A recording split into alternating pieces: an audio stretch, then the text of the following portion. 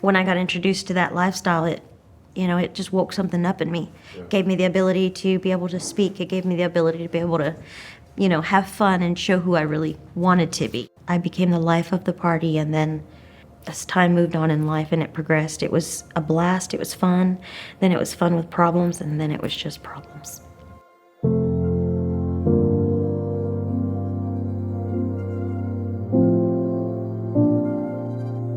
I grew up in Crane, Texas. I was about 15 when my journey started with my alcoholism and my drug addiction. My sister, she's the older sister, so of course having your little sister around, you don't want that, so I got left behind a lot. And the one time that she did invite me, she let me, go out with her. I was hanging out with kids that were older than me. I met a guy. He was very much older than me. We dated on and off for 4 years, and the relationship intensified the alcohol use and the drug use. The relationship became very abusive, very verbally, emotionally, mentally, and physically abusive. But I was young and I was in love, and this was the love of my life, so it was okay. I shouldn't have made him mad. I shouldn't have upset him, or I should have done something different. It wasn't his fault. I was the problem. I was about 26 years old when I got pregnant with my son. I was living in St. Mary's, Georgia. I was 1,400 miles away from home, and I knew absolutely nobody over there. Had my son prematurely.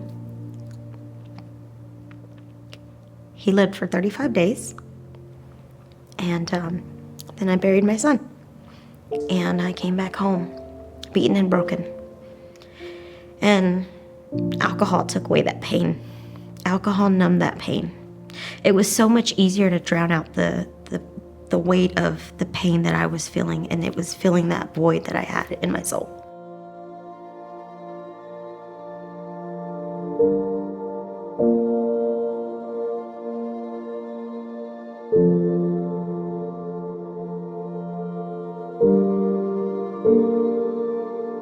I was married for 11 years, and in those 11 years, I had a total of 7 pregnancy losses. My mother passed away, my grandmother passed away. My alcoholism had grown substantially. My husband had reached a point where he had put up with a lot. He took me to the hospital and he said, if you don't get help, I'm gonna leave you. So I came and I thought, I'm gonna get help, because if not, my husband's gonna leave me. Within 2 weeks into treatment, he filed for divorce. And by the next day, I was right back at it. I didn't want it. It took my pain away. And then what I was going through it was worse than anybody and anything. It was a different pain. Nobody understood me. Nobody could relate.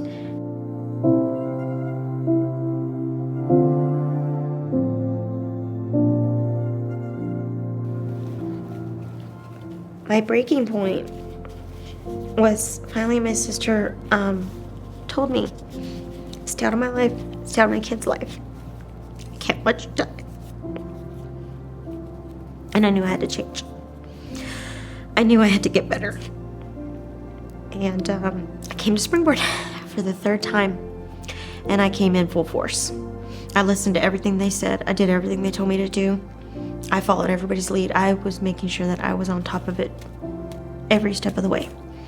I was open. I was vulnerable. This place gave me a new meaning to life. When you're in that addiction and that alcoholism, you feel like nobody cares about you.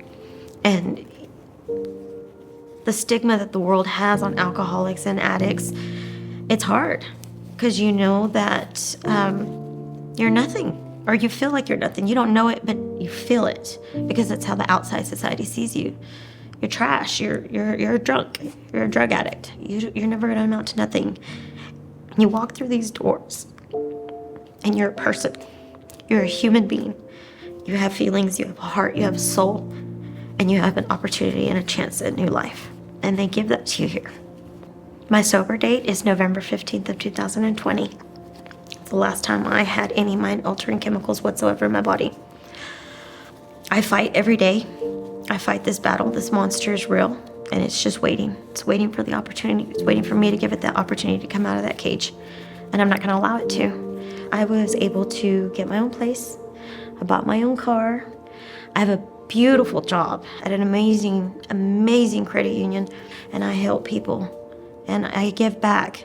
And I am not afraid to share my story, and I tell my members where I've come from and what happened to me. I love Springboard. I love this place. It gave me the ability to be who I always truly wanted to be. And I can look at myself in the mirror. I can smile. I can be happy with who I see.